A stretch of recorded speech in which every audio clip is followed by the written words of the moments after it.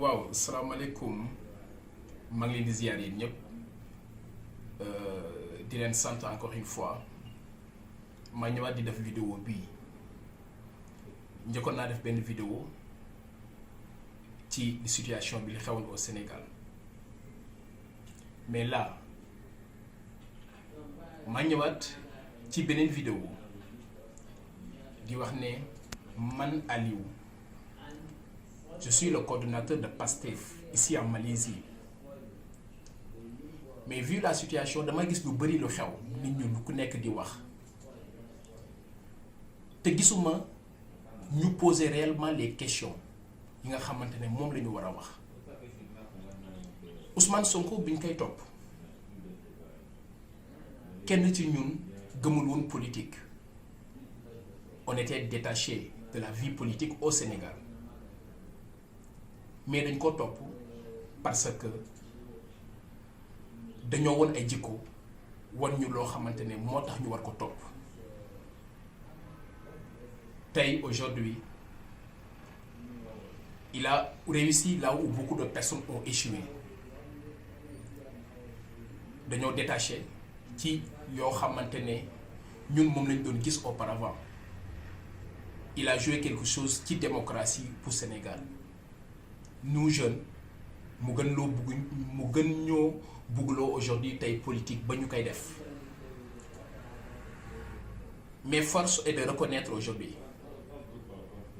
nit ki nga xamante ne moo ñu waxoon démocratie ba ñu bëgg ñun tey démocratie au Sénégal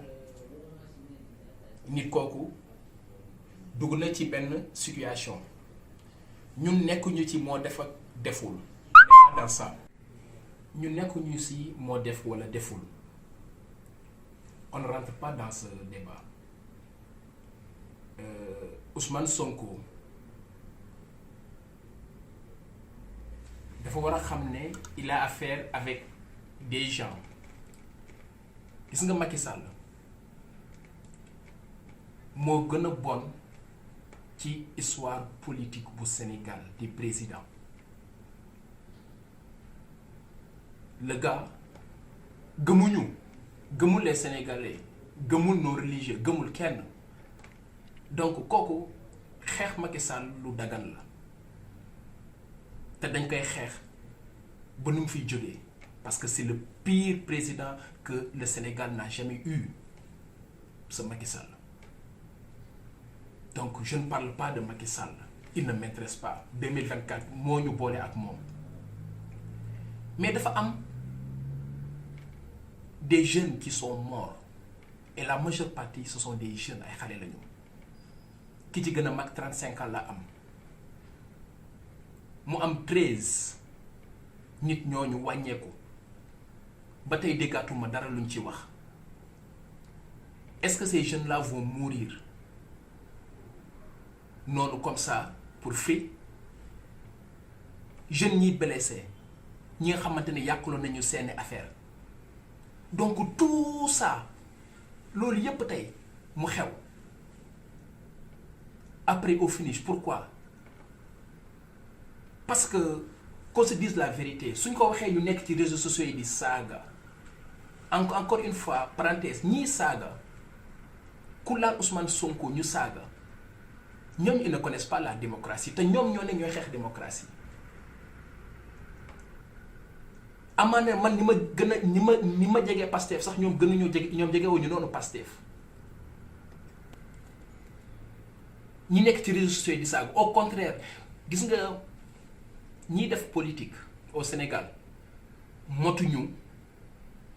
1/5 wala 1/10 de la population motuñu ko am na benn majorité silencieuse qui est là le fait d'être là d'insulter à chaque fois de terroriser les gens yow jëlagoo pouvoir jouer sentiment de terreur Sénégal kenn ñemetul wax dëgg de loin je vois ça et ça m'énerve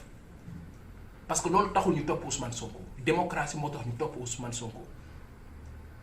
journalistes yi képp koo ci laaj mu jéem a tourner autour du pot parce que lan par peur ñu saaga ko ngeen di dem ci ay këru jàmbur di taal au nom de quoi liberté d'opinion boobu diversité boobu noonu ñu amoon ñu koy xeex jusqu'à présent foo ne ak Ousmane Sonko su ñëwee loolu dina changer sama gars yi nañu xoolaat taxawaay bi c'est pas cette jeunesse moom la ñuy xaar aujourd'hui dañoo toll ci àdduna foo xamante ne on parle d'économie numérique les pays sont en avance ñun ñu toog fii di wax coow Adji Sarr Ousmane Sonko et le peuple dans tout cela est-ce que ñoo ngi xool intérêt peuple bi je ne pense pas Ousmane Sonko li ma la wax rek laay wax ñun ginaaru kenn nenuñu nous sommes des Sénégalais nous sommes des patriotes on n'attend absolument rien venant des politiques suñu yoon nekku ci leen lekk moo ñu amal solo dëkk yi ñu nekk tey gis muy développé et dans un passé récent Sénégal était beaucoup plus développé que dëkk yooyu tey ñun jusqu'à présent après 60 ans d'indépendance ñoo ngi toog fi ñu toog ba tey au contraire dañu gën a dellu en arrière on n'attend pas de ce Sénégal parce que pour man comme disait l'autre des coow de bin parce que des coow de bin war a mun a yàq suñu réew nit ñi décider au nom de quoi mais on se dise la vérité nag nañu poser Ousmane Sonko ay questions et je pense que ne mérite nañu poser ko ay questions parce que moom moo def tey cette mentalité boobu noonu ci jeunesse bi lu tax ñu ko poser question yi boobu moom su mënee ñëw di poser le président de la République ay questions ñu tamit war nañ ko mën a poser ay questions parce que il aspire à nous diriger quand j'entends un Birima Ndiaye un Abdoul Mbow un Yakham Mbaye un Mame Gor Diazaka xam nga su ma la waxee ñooñu ngeen war a xam ne ce sont des farouches opposants de Macky Sall de Ousmane Sonko ñu ne la ku leen yeewoon 5 heures du matin ne leen Ousmane Sonko day dem ci salon de massage yooyu ñu ne la waxoo dëgg luñ ko bañ gis nga nit ki ñun ñi ñëpp qu'on se dise la vérité bi information bi njëkkee génn lan la ñu njëkk a wax non c'est pas vrai après finish mu ne dem na fa ñu bëri y a beaucoup de patriotes ñoo xam dañoo am déception ci loolu ñun ñëpp xam nañ qu'est-ce qui se passe dans ces salons de massage parce que pour dire vrai fekkee salon de massage kese nga war a faju thérapeutique salon thérapeutique yooyu les docteurs les spécialistes xool naa ko yéen ñëpp mu ngeen ko ceeg ñaata lay coûter 15 000 à 20 000 francs CFA 15 000 à 20 000 francs CFA mais lu tax mënoo dem ci ñooyu ñu faj la ngay dem ci une jeune dame boo xamante ne il a 20 ans elle a 20 ans sorry une jeune qui a 20 ans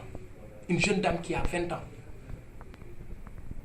ngay dem di ko jox sa métit boobu nga xamante ni comment dos est sensible qu'on se dise la vérité man gëm naa ne le président Macky Sall da cee laxasu bi mu gisee ni lii am na mu jël ko ne ok xaaral ma liquider sama adversaire politique bi fii occasion la doon ut comme ni mu ko amee ci Khalifa Sall mais c'est pas Macky Sall moo jëlee loxo Ousmane Sonko ne ko kaay mu yóbbu la salon massage. D'autres vont me dire que non parce qu'il est modeste c'est un Sénégalais war na dem fépp non je suis désolé Ousmane Sonko n'est pas n'importe qui quand il se permet de dire que j'ai des amis ci biir nguur gi am na ñoo xamante ne am na ay renseignements et effectivement je suis sûr et certain que Ousmane Sonko il a des renseignements su ma gisee loolu yëpp nga ñëw 4 mois en arrière quand j'entends un Barthélémy Dias mu ne Faram Facce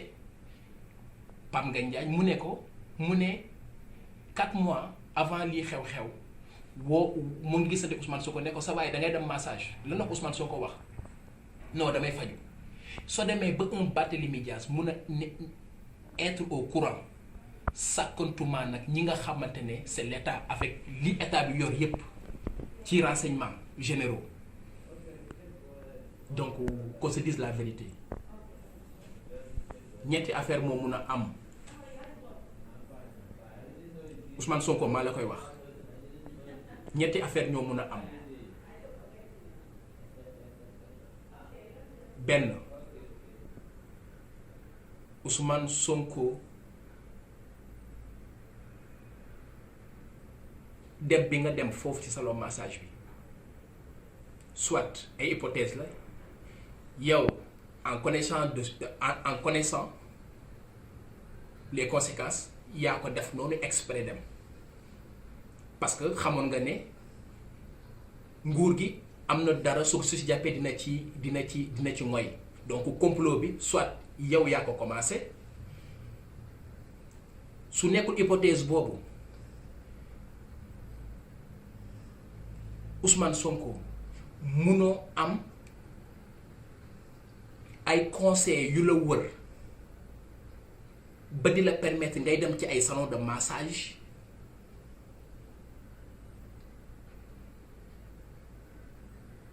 Ousmane Sonko loolu cela veut dire quoi beneen bi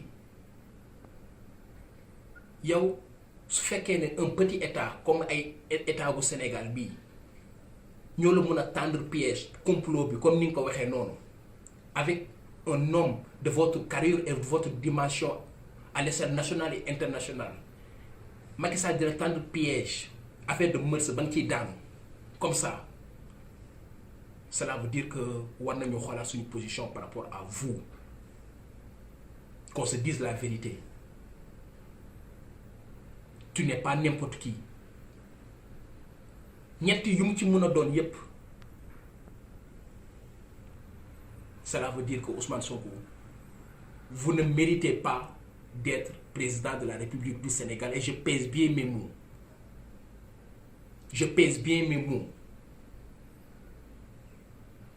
ñun Sénégal xaaruñu ci koo xamante ne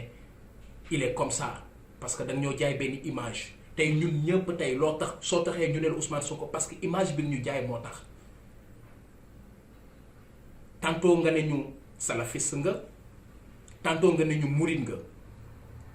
tantôt nga jël Ahmed Khalifa Niass yàqu ko loo xamante ne mara day taali tantôt aujourd'hui nga ñëw mel ni mburu ak sow ak Ahmed Khalifa Niass. Tantôt yaa ngi xeex système bi aujourd'hui vous êtes avec les gens du système parce que soxla nga seen dimbal gis nga ñi la may sa 16%, ce ne sont pas ces partis politiques. Ousmane Sonko image bi ñu jaay moo tax ñu topp la ba tey toujours dañ la gëmaa on se dise la vérité mais gën a la nga leeral lu leer parce que c'est Ousmane Sonko bi ñu gëm bi ñu topp fekkee ne yii nii ci hypothèse yii benn yow yaa ko ci def ça veut dire que sérieusement vous ne méritez pas notre considération ñun nag dañoo sonn ci politique yi dañoo war a xool leneen lu ñuy def que de nekk fii ay Adji Sarr Ousmane Sonko on est dans d'autres choses donc de grâce génnal nga wax ak nit ñi langage de vérité ñu mën a xam parce que jusqu'à présent waxoo fi dara de loo wax ñu ne le viol ñun ñëpp xam nañ ne viol amul ñun ñëpp on sait que ne viol amul on le sait mais lan nga fa def y a des gens qui vont dire non góor le viol en fait les rapports sexuels ne sont pas interdits au Sénégal nangam keneen mën na ko wax mu jikko mais pas Ousmane Sonko un leader dafa war a am nu mu taxawee nu mu war a mel keneen mun na wax loolu ñun ñu dégg ko mu du def sax benn effet mais vous suñ ko waxee ci yow nga bàyyi sa ñaari jabar affaire bi du discours du parcours uniquement aussi mais valeur da cee bokk donc loolu laa amoon ci lu may wax sama mbokku sénégalais yi. Je parle avec le cœur meurtri en fait. mais ayons le courage de se dire les vérités en face et arrêter de terroriser jëlagoo leen pouvoir terroriser askan bi lépp ku nekk seen côté alhamdulilah ku nekkul seen côté voilà ngeen saaga di taal ay kër. Vous êtes des démocrates wane leen que vous êtes des démocrates donc loolu laa amoon li may wax asalaamaaleykum wa rahmatullah jërëjëf merci.